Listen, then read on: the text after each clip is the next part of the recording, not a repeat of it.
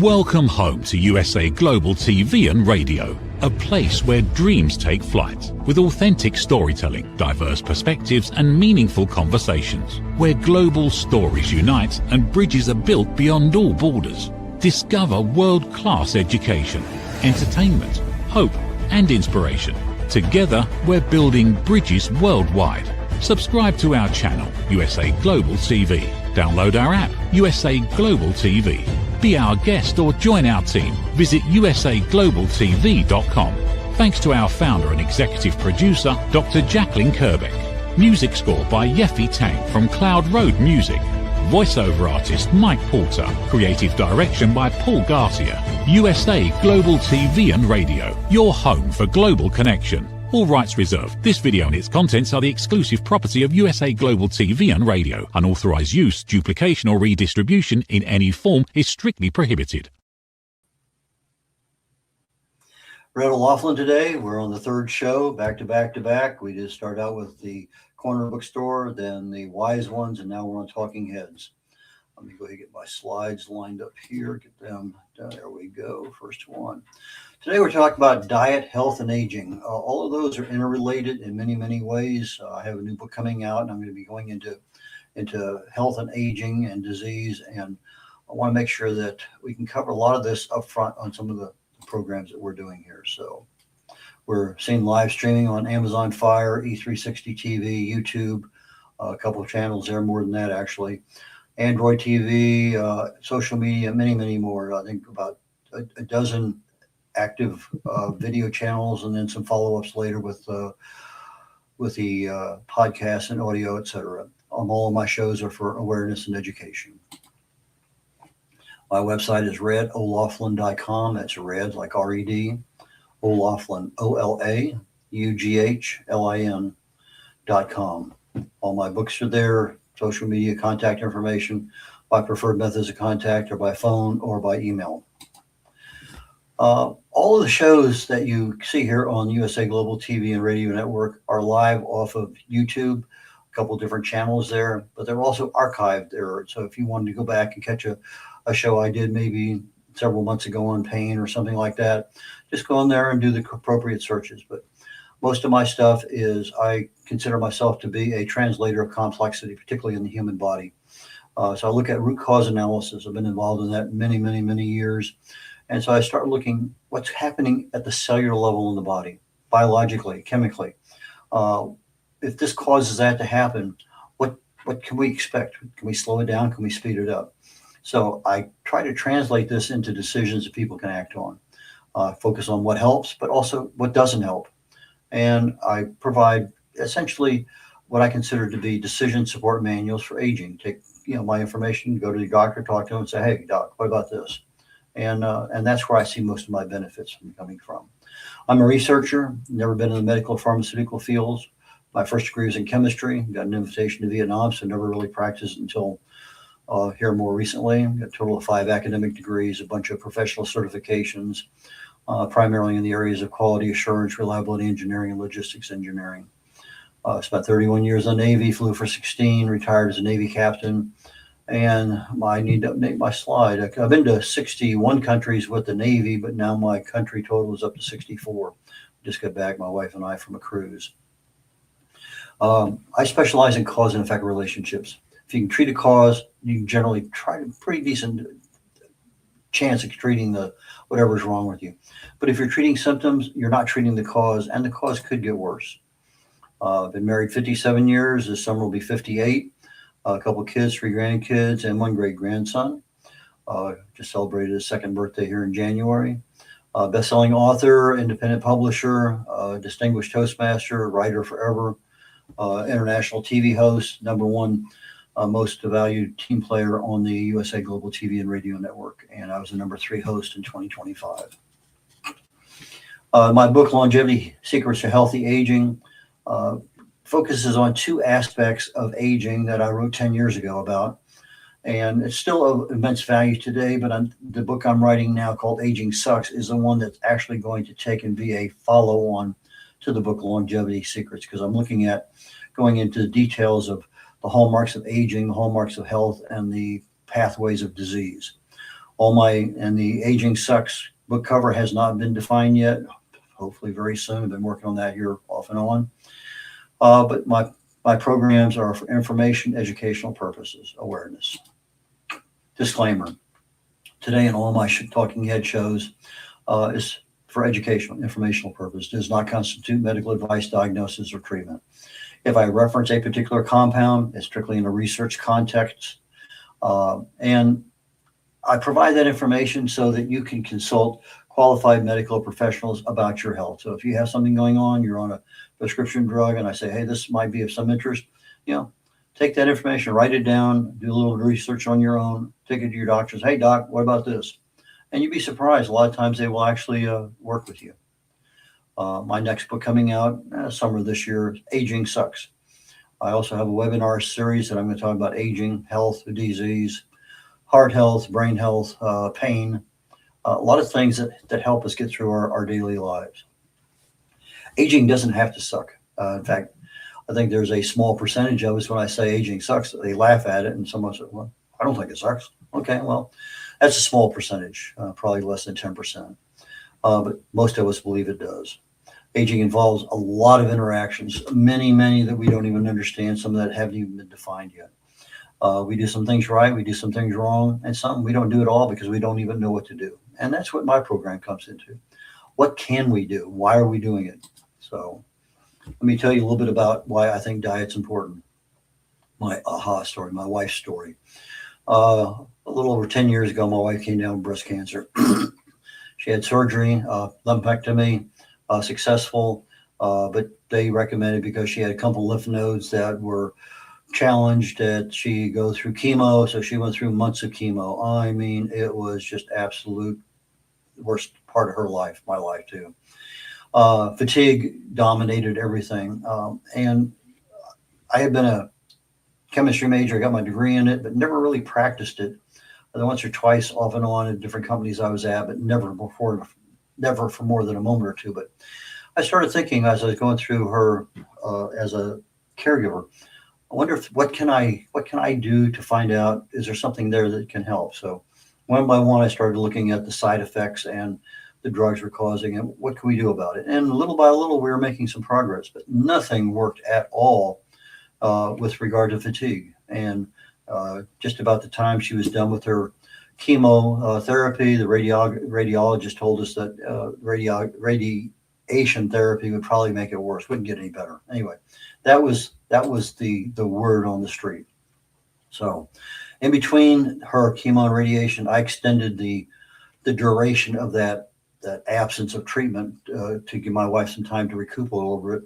I read this book called The Walls Protocol by Dr. Terry Wall. She talked about 4 different pillars for health, one being diet, exercise, stress management, and sleep and toxins. And she had been late in life, came down with MS, kept getting worse and worse no matter what. She finally ended up in a wheelchair for years. And she basically did her own research on herself. And so she put herself on her own protocol, no matter what the doctors did with all the programs they had, none of that worked. But with diet, she was able within 3 months to get out of a wheelchair and walk with a walker. Within 3 months, she was walking using a cane. By the end of the year, she was bicycling 18 miles almost daily. And it was all because of diet. I thought they were handling some of the other stuff, but her diet was fairly simple. A couple leafy green vegetables, a couple of colored fruits and vegetables, but the color had to go all the way through the vegetable. If you think about a blueberry versus an eggplant, a lot of sulfur-laden vegetables and some protein, healthy fats, and basically 1 cup of raw, whatever it was, or half a cup of cooked. The only thing I did to that particular protocol was I changed the protein based on some other research I had done, saying change the protein every 48 hours. Don't keep the same protein day after day after day. And it was interesting. Within 48 hours of her starting this new diet, her chemo fog disappeared. Literally, the fatigue went away. She was taking 1 or 2, sometimes 3, 2 or 3 hour naps a day. I mean, just not eating, sleeping all the time. It disappeared. She wasn't taking any naps. Boom, it's gone. She went through all her radiation, weeks of that. The last day we went to the radiation treatment, jumped in the car. When we left the parking lot, we drove to Jacksonville, Texas, about 1,000 miles from Houston. And 48 hours later, we're heading back. I had rented a U-Haul, got my parents' estate stuff that I wanted to keep. And she drove behind me 500 miles a day, 48 hours after her last radiation treatment. Again, the only thing that changed in her life was diet. That was it. That was the only thing that changed, and it made a major difference. It drove out months of chemo fog. It drove out weeks of radiation treatments, all because she was eating. Now, this Walls protocol, because of the way it's structured, it considers about 31, 32 of the nutrients our body needs on a daily basis. So if you're feeding your body with the right kinds of stuff on a regular basis, things will change. We take a look at our diet today. It's our choice in food, whether we buy it at the store, we take it, make it home, whatever. But it's the types of foods, the kinds of foods, the amount, when we eat. A lot of different aspects focus around our food choices. If we eat nothing, initially it's pretty good. Generally in about a day, autophagy starts up, and that's super good for us as far as cleaning out our bodies, our cells, recycling things. But if you take it to extreme, you basically start to starve to death. And there's been some people that literally did take it to extreme. They overcame the cancer. The cancer died in their body, but they died because of starvation. So, there has to be some smartness to this thing. A lot of us eat too much. Obesity becomes an issue, or maybe you're just carrying that extra 30 or 40 pounds you don't really want to carry.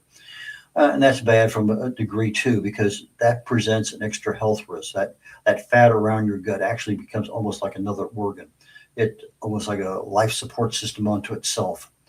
And sometimes we eat the wrong stuff, and we end up with deficiencies in this, or metabolic issues, cardiovascular issues. So just because we're eating doesn't necessarily mean everything is copacetic. So we need the right balance and the right timing, because if we're eating everything late at night, the quality of our sleep is going to be disturbed. And that becomes a major portion in our health too, because we need quality of sleep in order to get our bodies repaired properly. So let's see, 1994, 95 time frame, I started reading a book, The Atkins Diet. I think I read 4, maybe 5 books on it. And I said, that's pretty neat. So I started it, and whoa, 4 months, I dropped 40 some pounds, 8 inches. I was a happy camper. I couldn't believe it. I went back on active duty, went over, spent a couple of years in New York City, a couple of years in the Bay Area, California, spent another couple of years in Germany. And I thought this was great. I spent 6 years. I just peak of my health, I thought. The only thing I noticed was I could easily run 6 or 8 miles without even batting an eye, but I'd get about a mile, mile and a half, couldn't even get 2 miles. I was out of gas. I had no reserve. Okay, I could live with that. I enjoyed life. I was happy. It was easy to maintain. And I would find out, well, I'm living in Germany. I'd go down to Italy for the weekend. And on Atkins, you're not eating any carbs. I go down there and pig out on pasta and bread and whatever. And I come back, I do eat 11, 12, 13 pounds more than I did when I went down. Water weight gain. And 2 weeks later, I'm back to my regular weight, happy as a lark. But I got out of the military there in 99, retired with 31 years. And I had my first bone density test. I thought, hey, I've been a runner for decades. I've been lifting weights for decades. I should have some of the best bones ever. Well, it turned out I was osteopenia. Shocked me. I didn't know why. It took me actually a little while to figure it out. So when you start doing the exploration of what causes calcium to get into the bone, well, it actually requires a lot of things. But to make this thing simple for the show today, you need calcium. You need the right kind of calcium. If you don't have the right kind, it's very, very difficult to get it into your bloodstream.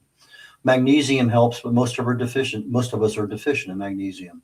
So the magnesium helps that calcium get in to a bioabsorbable function. If I have enough vitamin D3, when the calcium leaves my stomach, goes to the duodenum, if the vitamin D3 is there, it'll be sucked into the bloodstream. If not, it ends up in the toilet.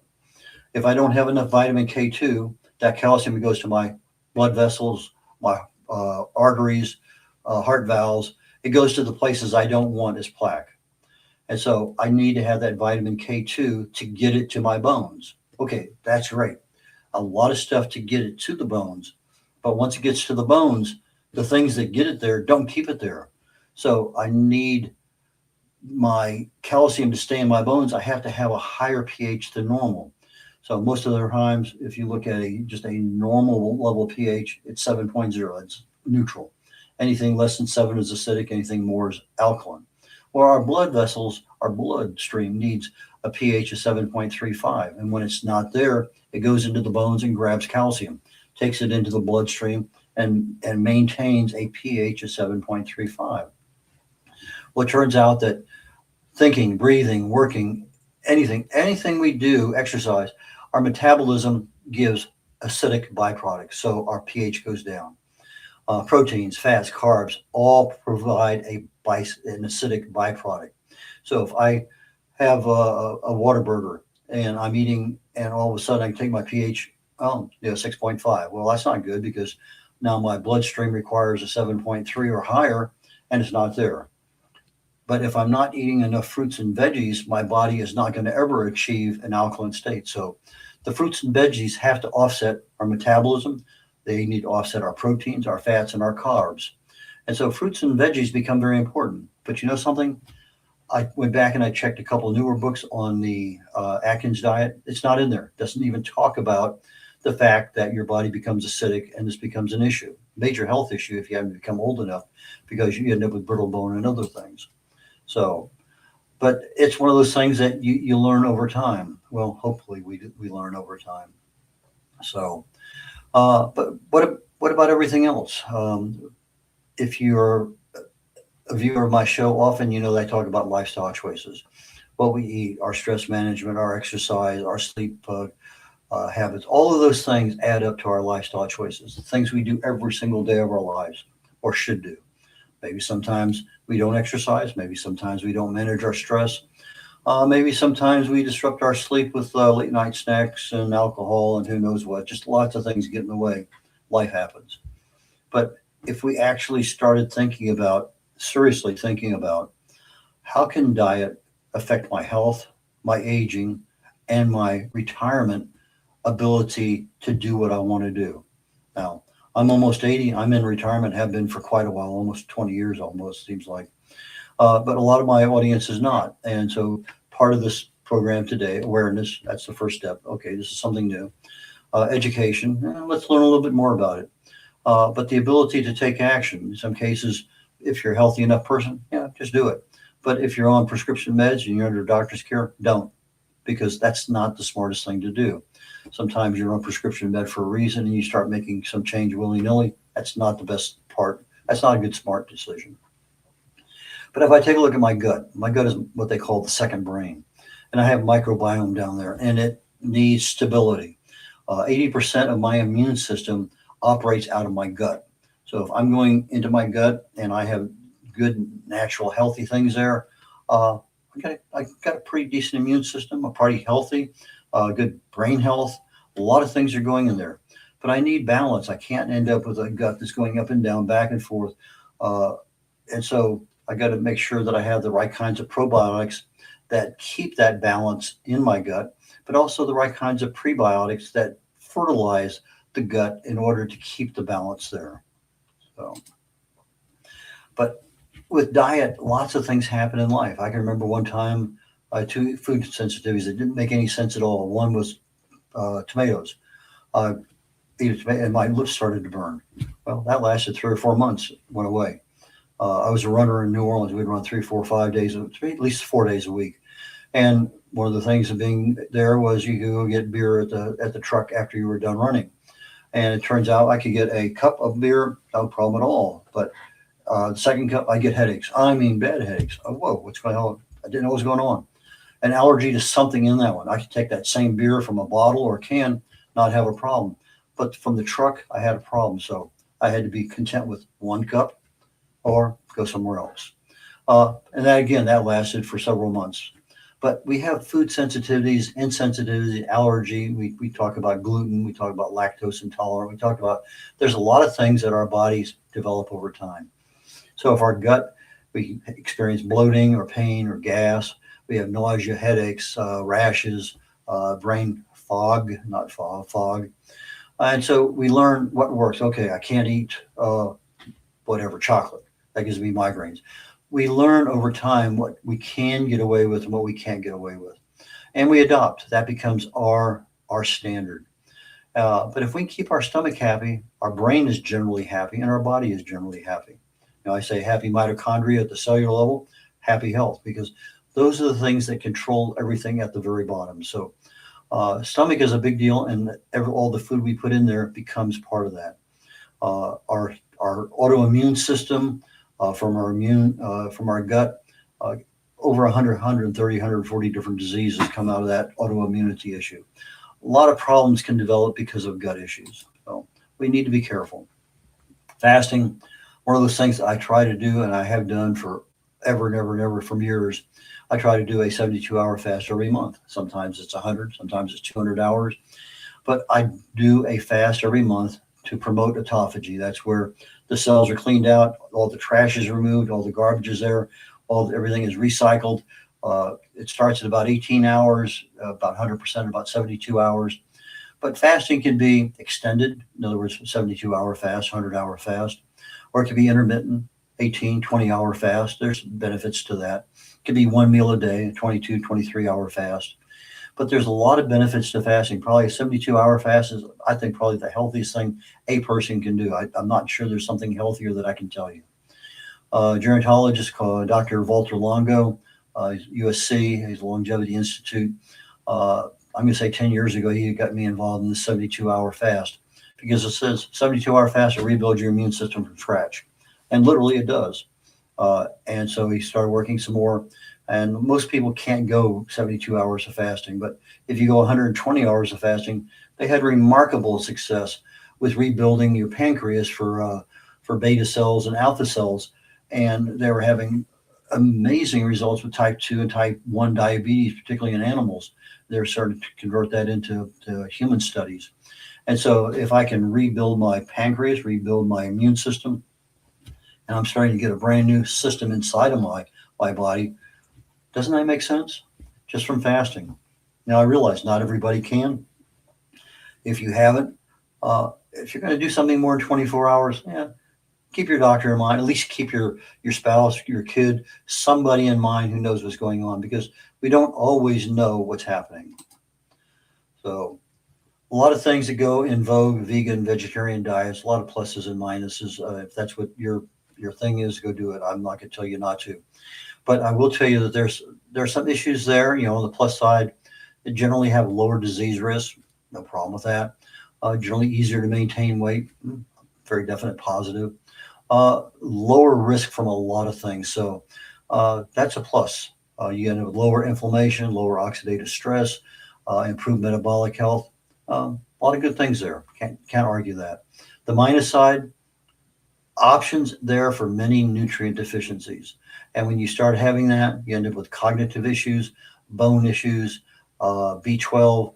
B12 is, you can't get B12 from plants. It's just not there. So you go and take a pill. Well, if the pill is the wrong kind of B12, B12 is a cobalamin. And if you're taking it as a cyanocobalamin, it'll be destroyed in the stomach acid. You'll never get any benefit from it. So it needs to go under the tongue. So you absorb it into the bloodstream. But iron, calcium, omega-3 fatty acids, vitamin D3, zinc, all of those things, if you're a vegan or a vegetarian, you really, really, I mean, absolutely positively got to know what is the plus and minus on what you're taking. You need to know better than almost anybody you know, so that you can make sure your diet is balanced and your supplements are there, and they're the right kind of supplements. You take a supplement just because it has vitamin E. There's 8 different kinds of vitamin E, and in most supplements, it's synthetic. It's worthless. So you got to know what you need to know in order to keep your health there. Toxins, that's a big topic with me. I try to buy most of my foods, and I'm really particular on any personal care products. I buy them rarely, particularly because of the nanotechnology. The toxins are just all over the place. You look at a label of something, he's got, oh my God, 20, 30 items in there.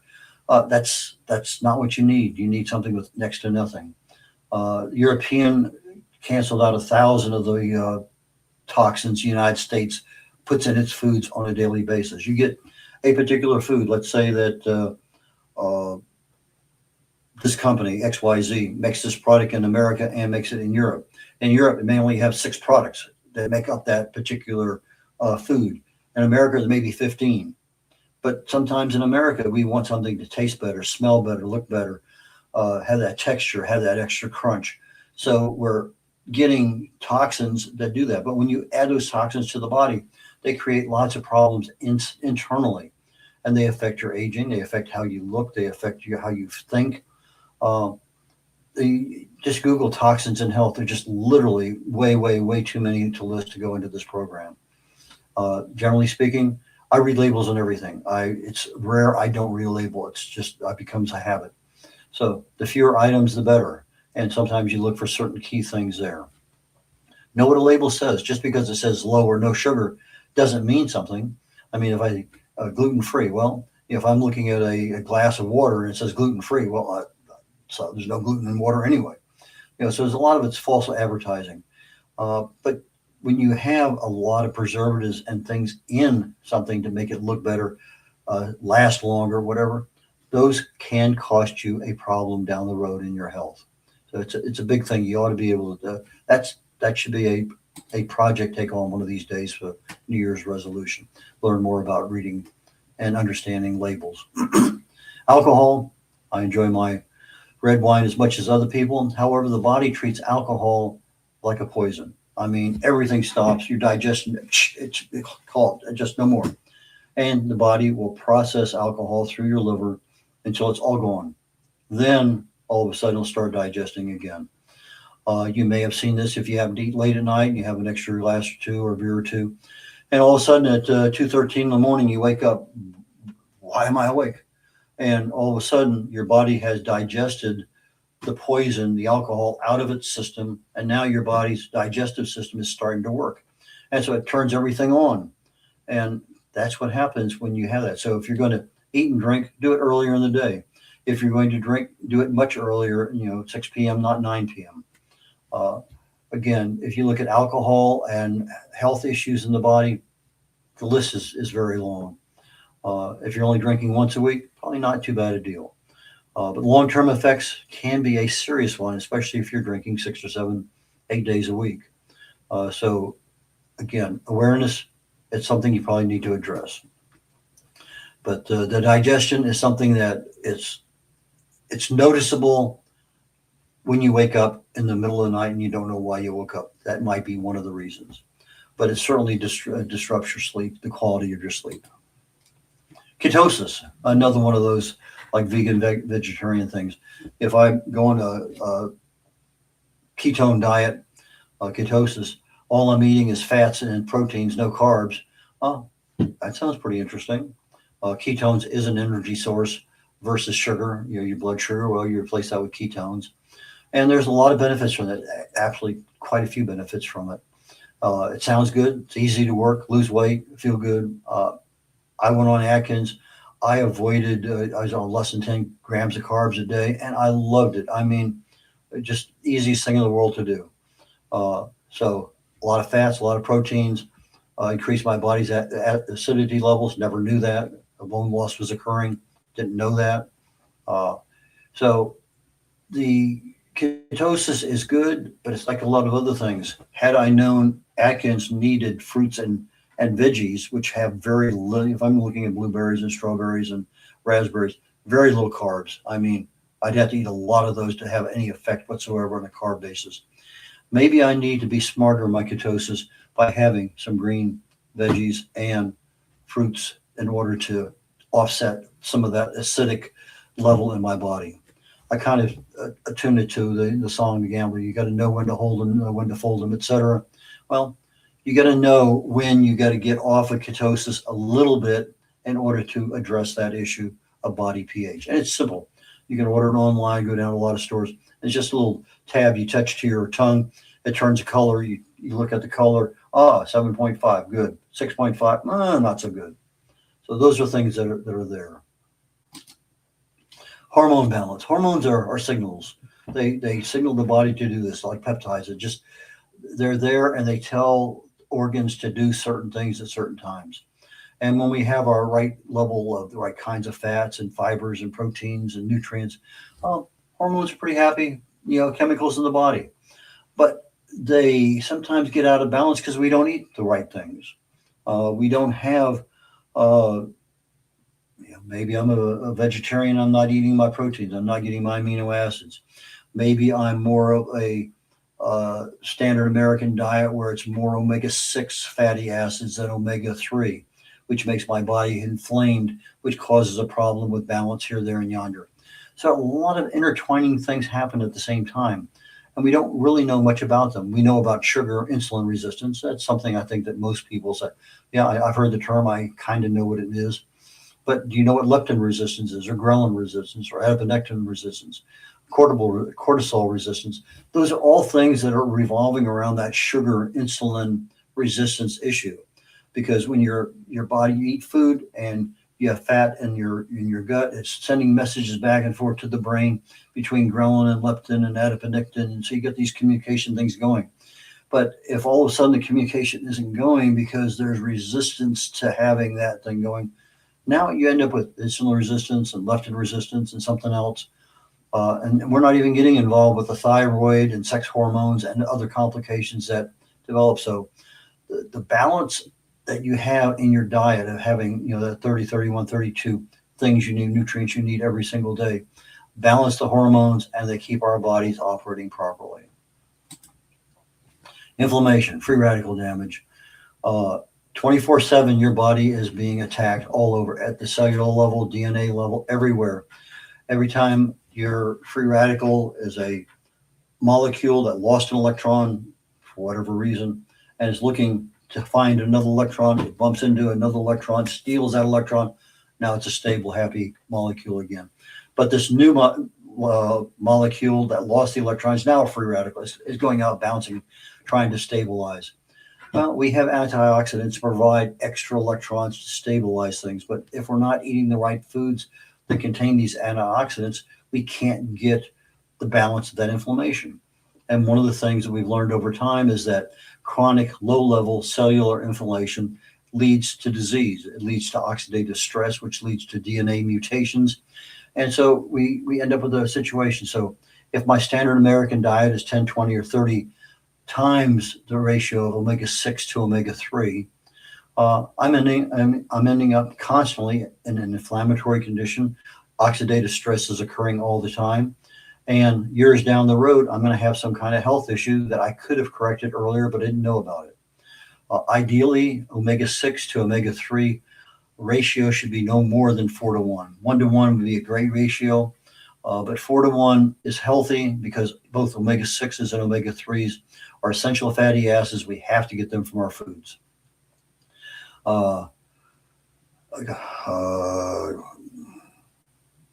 Advanced glycation end products, AGEs, is how we cook our foods. Are they fried at high temperatures, barbecued, the black on the outside of a steak, the char marks? Those are all things, but they add to this issue in our bodies of distracting and disturbing and causing inflammation. Yes, if I only have it once a week, probably not a big deal. If I'm having it 4, 5, 6 times a week, big deal. So we say, well, I don't have to eat all those veggies. I don't have to eat all that stuff because I can take my one a day, and here's 35, 40 different kinds of things or whatever it may happen to be. Well, part of the problem is that not all of the things they put in a pill is absorbable. If I take a look at calcium is probably one of the least absorbable ones there. The same thing with magnesium. There's some things in there. It's cheap to produce say, yeah, there's vitamin E in there. It's synthetic. Not worth a damn, but it's in there. I'm giving you vitamin B12. It's going to be torn up by stomach acid. So you have to look at what is bioabsorbable. If I want to have curcumin, which is a very good supplement, great for pain control and other things, resveratrol, there's some couple others in there, that if you add black pepper extract to it, a piperine, it makes the molecule of curcumin or resveratrol 100,000 times more absorbable in the body. Ubiquinone versus ubiquinol, CoQ10. If you buy it at the shelf, there's a difference between the two, about 3 times the price. If I buy the ubiquinol, I'm paying more money, but a lot more of it's going to be absorbable in my body. If I buy the lower price option of ubiquinone for CoQ10. Yeah, it gets in the body, but 2 or 3 or 5% at most actually becomes effective in the body. So sometimes you got to pay a little bit more to get something that's actually going to be usable. B12, I mentioned earlier, is a cobalamin. Methylcobalamin dissolves under the tongue. Cyanocobalamin is in a pill. It ends up in your stomach and it's dissolved. Oxides, carbonates are very difficult to absorb. A lot of other things are out there. If your multivitamin is in liquid, that's a plus. If you're taking it under the tongue, that's again another plus because you're bypassing some of the things that could create a problem down the road. Hydration. I think this is a bigger problem than most people think. They have their cup of coffee or two in the morning, and then they kind of avoid water all day long. Of course, then you get the people who are drinking, 1, 2, or 3 bottles of water a day, and then you end up with the microplastic program down the road. Or if you have the people who are just drinking water out of the tap, now you have 100 plus dissolved prescription drugs that are dumped in the toilet all the time that never get processed out. So, water is an issue. There's pluses and minuses to some kinds of things out there, but hydration is important. Regardless of whatever it is, you need hydration, but you also need electrolyte balance. You hydrate too much, you start disturbing the balance of your electrolytes. I have occasionally a thing called restless leg syndrome. I'm sitting there asleep at night trying to get to sleep, and all of a sudden my leg will shift, and about 10 seconds later, shoot. And I learned a long time ago, years ago, that if I just go to the bathroom and get myself 1 or 2 potassium pills, it's gone. But sometimes calcium, magnesium, there's lots of things. If you look at restless leg, they'll say take it. For me, I found that potassium works super well. Caffeine is a mild diuretic. You might have a couple, 3 cups of coffee. You're actually not necessarily sweating out caffeine, but you're losing it through urination. One of the best things about urination, the color of your urine is most noticeable. If it's a dark color, you're not getting enough fluids. If it's a light color, things are going pretty good. Sodium, calcium, potassium, magnesium, absolutely needed. They prevent your cardiovascular disease. That's your major issue when you start having electrolyte imbalance. Caloric restriction, portion control. I went a long time ago to using a salad plate. I can't even tell you how many years ago that was. And whatever goes on that plate, that's it, no seconds. If I go to a all-you-can-eat place, I try one time only. I pile it on. But I don't go back for seconds and thirds and fourths. But caloric restriction, they found that animals, 30% less food, they live longer and healthier than their cousins, their peers that don't. They keep talking about doing human studies on it, but it's so unreliable when you talk about food. A lot of testimonial data out there, but how much and when, it's an issue. So you got to choose the right kind of calories to say, I'm going to do 30% less. And then you also have to give your body time to rest and reset. So if you're eating 6 meals a day, even though they might be just 200 calories each, that's not the plus. That's actually defeating the purpose. If you're only eating twice a day, that's a plus because now your body has time to actually do the repairs it needs to do. Stress, again, a lifestyle choice, affects so many things, forces many of us to go to our comfort food, our ice cream, whatever it may happen to be. Sugar makes us feel better. Remember that Lay's commercial, can't eat just one chip? Yeah, because that fat, that texture, that crunch, that just so many things there go to the brain and say, oh, I need another one. So the additives and the food enhances the flavor, the taste, the texture, and even sometimes the crunch that we can hear. And most of us don't do anything to manage our stress. We don't think we're stressful, but we are. Every day it adds up. Our metabolism is actually a lot smarter than we give it credit for. If you're overweight or underweight just a little bit, your metabolism will keep you there. You eat a little bit more, I can't gain weight.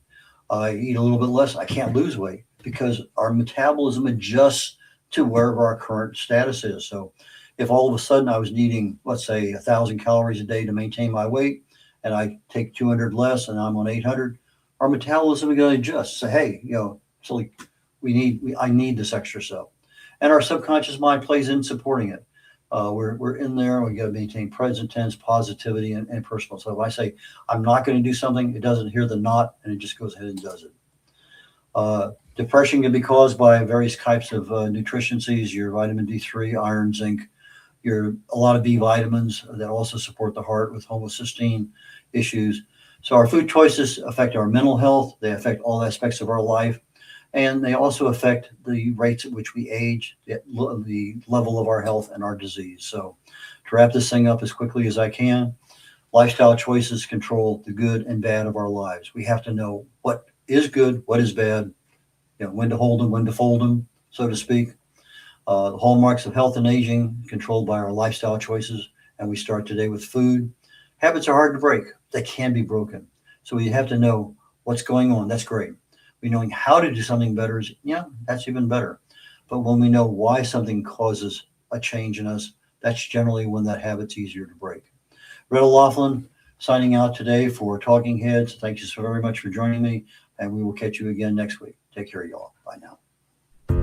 Meet Lady Ella, a special ladybug who is trained by Grand Beetle on how to listen at an elevated level.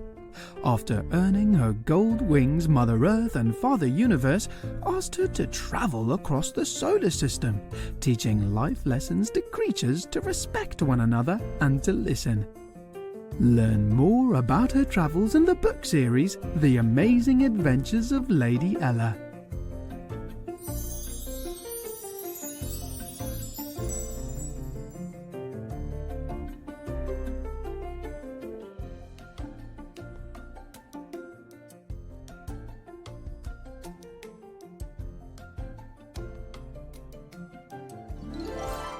The Amazing Adventures of Lady Ella, the Listening Mentor. Lady Ella's ABCs of Listening. Lady Ella has afternoon tea in London. The ocean calls and Lady Ella listens. Lady Ella listens in the Baobab National Game Park. Lady Ella's space adventure across the universe. The magical adventures of Lady Ella and her super-powered friends. There are also collections of colouring books for parents and kids.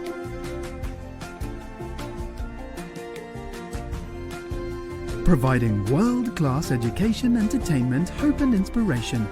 Join our team of elevated listeners to teach children elevated listening skills. Lady Ella would like to teach you and your family how to listen at an elevated level. If you're interested in learning life lessons as well as how to communicate more effectively as a family, go to Amazon and order Lady Ella's books. They're all there just waiting for you. Is it true? Is it kind? Is it necessary? In a world quick to judge, one book dares to reveal the hidden cost of silence.